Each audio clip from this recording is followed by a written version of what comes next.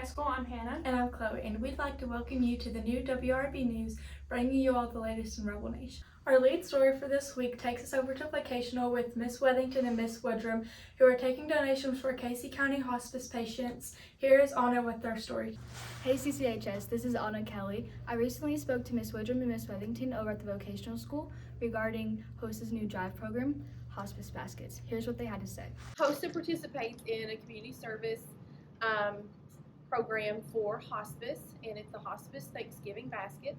So what we do is the members will bring in food items that you would need or you would prepare a Thanksgiving meal with, and we give that to a family who has a loved one who's in hospice care, which is end-of-life comfort care. Hospice patients usually receive that care in their home, and so essentially this is going to be their last Thanksgiving at home. So if we can provide a meal for the family as a means to kind of, Thanksgiving isn't just about a meal, but it's about spending time with your loved one. We feel like that's something that our members really enjoy participating with.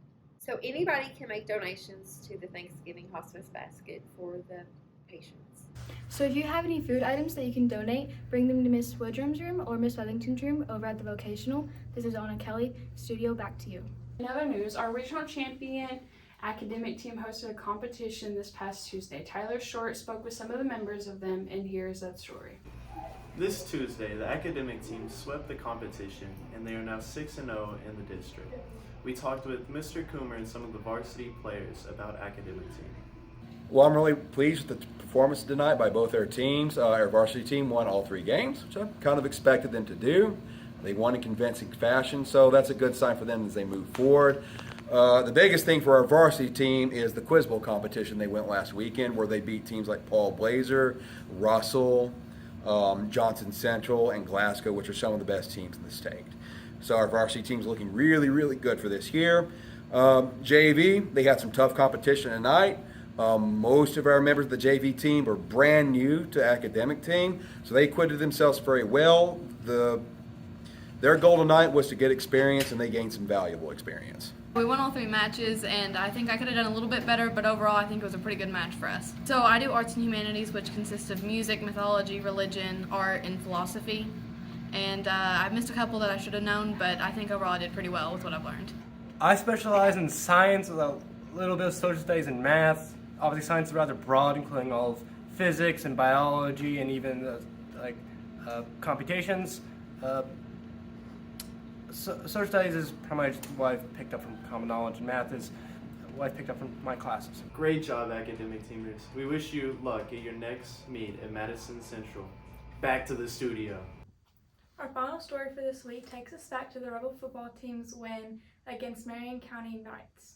Afternoon, Rebel Nation. Last Friday night, in an exciting 41-33 matchup, our Rebels picked up the first win of the new district. Behind the outstanding performances by Caleb Brown and Andrew Price, we spoke to them about the game. Looking back at the 2023 season, what aspects of your team stand out the most to you?